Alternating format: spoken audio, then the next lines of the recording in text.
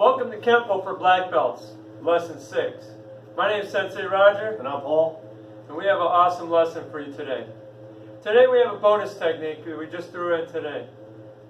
We didn't plan this, we were just messing around and we decided to do this. We don't have a name for this technique. That's where you guys come in. What you guys to do is put a comment below, see what you would name that technique. Right, we'll pick the best name and then we'll pick the best name and maybe we'll go farther and name that technique. Yeah. All right, before we get into this lesson, we have a disclaimer.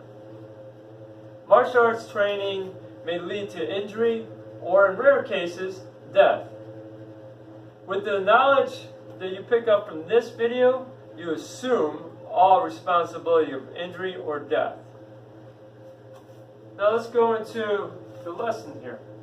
Let's go right to the bonus technique. We're just messing around, we're talking about theory. I'm going to ask Paul to come over this side here. He's going to throw the right punch. Basically what I'm going to do is come across here to here, then I'm going to come up to the chop. So throw it here, 1, 2, 3, then I'm coming right there.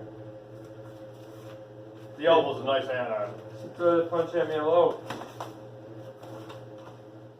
What's nice about this is I'm taking my hand just coming across. We were playing around with this. I was going to put this in the seminar that I just taught over in Indiana. It was NICS, it was called. It was Northern Indiana Kenpo Seminar. It was a friend of mine that ran this, and he asked me to teach be one of the instructors to teach, and I did it. It was awesome. And I was going to do this. Well, let's walk forward, please. Now see how I can just go in here. We're going to do it again.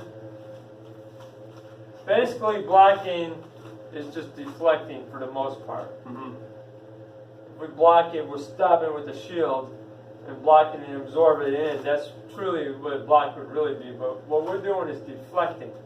We're redirecting it. That's more like it. So throw a punch. I'm redirecting, but I'm coming in here. 1, 2, 3. So I'm redirecting it on this motion. So I want to just work on not a regular parry block. I want you to come across like this. So as you do that, you can walk in. Now look at my other hand's chamber. This is a cover hand, but also comes into another block. 1, 2. So 1, 2, 3 to the chop. That's what we're going to do on this. So 1, 2, 3.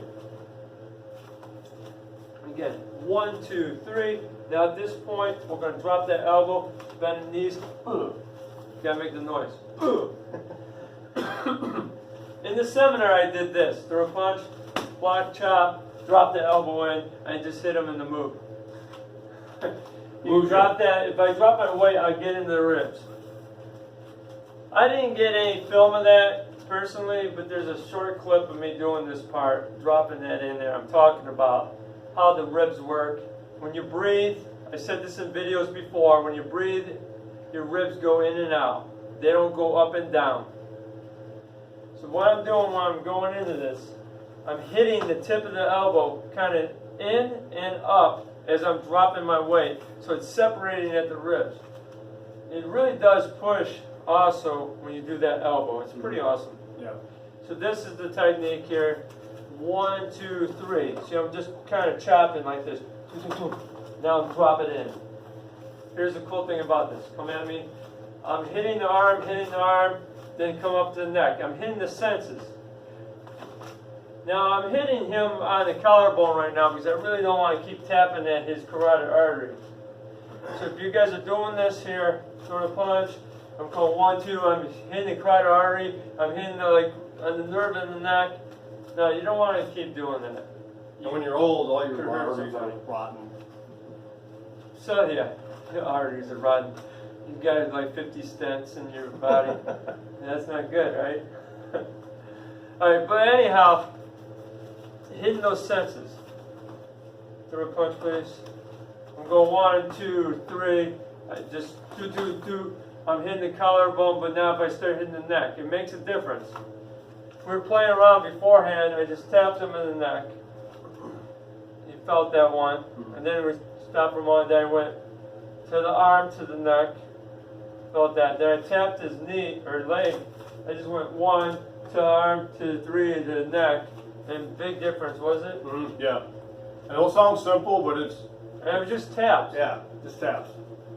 And it's building up energy too. I'm really kind of, I just poked, building up energy, and it feels the difference. I'm not showing this for you guys to go out there and go hurt people. Please don't. Right. But it's less effort to go in there. I think that's the funnest technique out of all what we're going to do today. Yeah. Just to play around with it. That was fun. Boom. I want to do something. I'm going to come off camera for a moment. This is what I call improv. I didn't plan this. Paul, I want you to grab it by the ears and put it up in here. Alright, lift it up a little bit. So from my hand being right here, I'm going to drop it in here. Let's see if Paul moves a little bit. So now if I'm here, is that funny? Is that weird? Look at your stance. Bring your foot out too. Get a better stance. All right. Well, I'm backing myself. Yeah. All right. So you're there. So now you're absorbing it more. But where do you feel it coming through there? Just Yeah. I did do the elbow, the chop home elbow, but I was going to do that blocking thing that we did earlier at the seminar. All right, you're good. So at this point here, push on my elbow. Push on my elbow. So my whole body moved now, right? Push on my elbow. Okay, push on my elbow. Okay, so when I come in here, I put my hand right by my head. You notice I had more stability. I have a problem with saying that word sometimes. Especially on film. If you guys ever go back to my one video, Karate for Beginners, lesson 1, the original one that I had that really set off as my most popular video, I can't even say stability. I sounded like an idiot too in that video. It was good, it wasn't bad, but I felt more critical on myself about it, especially after I grew. Alright, anyhow, let's go into the next technique. Leaping monkey. This is in the Tracy system. Someone's got the Fullnelson on you, and they're pulling you back, like, so they can step back. I'm here. So it's hard for me to just go here. They got me up. Now, come on. Boom. The idea of this, grab me from this foot, please. Step back with the foot. So now he's got this foot back, right? So when I want to go over there, it's going to be a lot harder. No, go stay right there. Yeah. I'm going to go on this side now. And twist my ankle. Did you see my ankle roll? I didn't see your ankle roll. I did. That was weird. Okay, come on back. So we got to be careful on this. He's got me stepping back here. So what I'm doing is out in here. Boom. He's already going Yeah, I'm down. already going back, yeah. Why did I roll my ankle?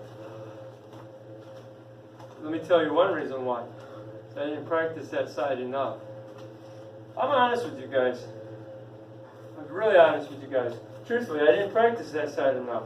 Didn't think about it, but the way you stepped, I go, Yeah. well, you were too deep back. Okay, grab me again, step with the same foot. Step back with the same foot. Okay, so now here, I had to come back a little bit farther, but the other side, you went down a little bit easier when you were that way. Mm-hmm. Yeah. But there's your leaping monkey. They're pulling you back. Okay, we're going to go off of both sides. Okay. So we can practice. I do it in the air, both sides. Yeah. It's not the same. No. As you can see here, I came down and took my foot sideways and it rolled. Like I said before, I said it at the seminar too, is there's no room for ego in the martial arts. That's worth saying again, isn't it? Mm-hmm. There's no room for ego in the martial arts. And there's a lot of ego out there. Too much of it. All right. Alright, let's go to this again. So they got you. We're going to just practice off going that side. So we're going to use the right foot. Here's a good way to practice it on your own. Is just kind of leap over like this. Put the foot down, get a horse, elbow, hammer. Let's go it again. Leap over, elbow, hammer. I used to really not like this move. So now I really understand it. Mm-hmm. It's still kind of, you can hurt yourself sometimes. Like that, you see me roll my ankle. Right. This stuff is dangerous, just playing around with this. Well, there's certain moves, practicing, like say, in the air at home by yourself, just doesn't really mean a lot. Yeah. You got to have somebody with you. If I would have broke my ankle or fell, if I would have fell down and you went with me, Would I have kept that video going? Yes. Probably. If I broke my ankle, we probably would have ended the video. And we'd probably aired it later. Say, alright guys, we'll redo this lesson again, but I would show you the truth. You can hurt yourself. This is why I have the disclaimer out there. Alright, let's do the move off the other side now. Left foot's gonna come out. Here, here, elbow, hammer. Does that feel weird on this side? Yeah, oh yeah, always when you go off the weaker side. I just screwed that up. It's just weird. Yeah. That's why it's nice to practice these things on both sides. And You then just again. messed up the And whole then again, now because I'm thinking about my feet, Alright, I messed so up my left hands. foot comes out, Yep. right foot gets round, step, elbow right, left elbow, hammer. Here's your leaping monkey. I told you I put my mistakes in there too. Yeah. No one might even notice, but I'm gonna point it out because I really did blow my ankle. Okay. Alright, deflecting kick. This is a review from the last series, Kenpo for Advanced. This is in long two kata. I just put a name to it. Basically, instead of just doing this to this, I threw a palm or a punch you could throw in there. So I did here, Paul's going to kick me in the stomach. I come across here, 1, 2, or palm. It works on there. What I like about this is I'm not staying here. I'm coming off the line. See, here's the line. He's coming with a straight kick. I'm off the line. So he's putting his momentum forward. Where am I at? I'm getting out. I'm not staying there. Right. I'm getting out. So let's go over this here. Step back to the angle. So you're not straight back. You're going to change your angle to corner to corner. Block it, inverted. Back fist. Now let's just throw a palm for now. Self-defense reasons, I really don't want to punch. I don't want to do it. Yeah. I don't want to punch. I'd rather just I like the palm. use the palms, open hands. Because now, do I really want to break my hand trying to defend myself? No.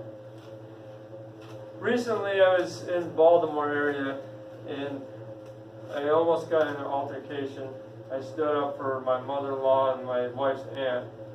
We were out for my wife's aunt's birthday. We surprised her. She didn't know that we were in town. So we live in Cleveland, and we went to Baltimore area. So we visited her. Where was she at? At this restaurant that had a bar and music playing. So we decided to go surprise her where she's at. And then we were in the section right there where the bar was because that's where the music was. I don't go to bars. I don't like bars. I'm not comfortable in bars. But we went in there and we just sat there and listened to music. I had my Sprite and water. And we're just listening to music, fellowshipping with family. This guy was drunk. First mistake he did, we were sitting at a table. He's at the other end of the table staring at my wife dancing and making like sexual faces and innuendos. I was like, look, really? You serious, dude? And then he got the hit for a second and moved on to everyone else. Then he moved on to my wife's aunt, and he was really trying to touch, like, he wasn't touching nothing like that, but he was trying to put his arms around her and get real close, saying stuff. And she knew everybody in there. So I got up, I was going to say, I just went up to her and says, if you need me to say something, please let me know. Just tell me. She didn't say nothing.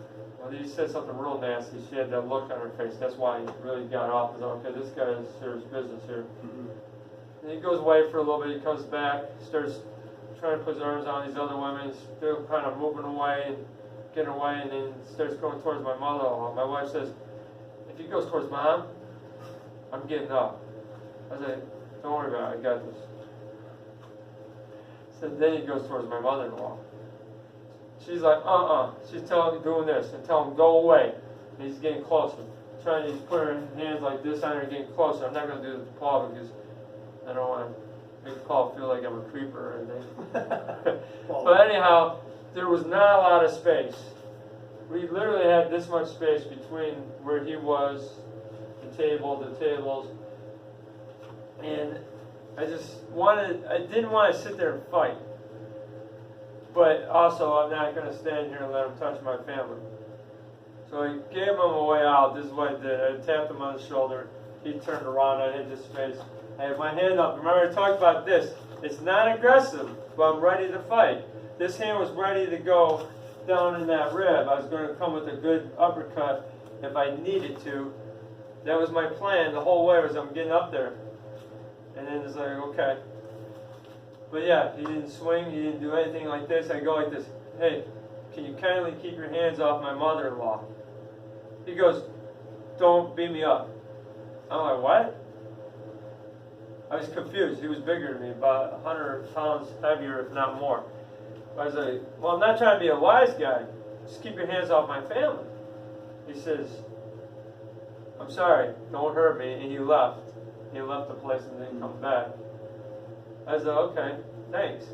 One thing I did do before I got up, I said the prayer, real quick prayer. I said, God, have him back down. So I knew I wasn't going to back down off the situation, but I didn't want to get in nothing. That's why I said there's no time for, or there's no room for ego in the martial arts. I didn't have to prove anything. I didn't want to fight.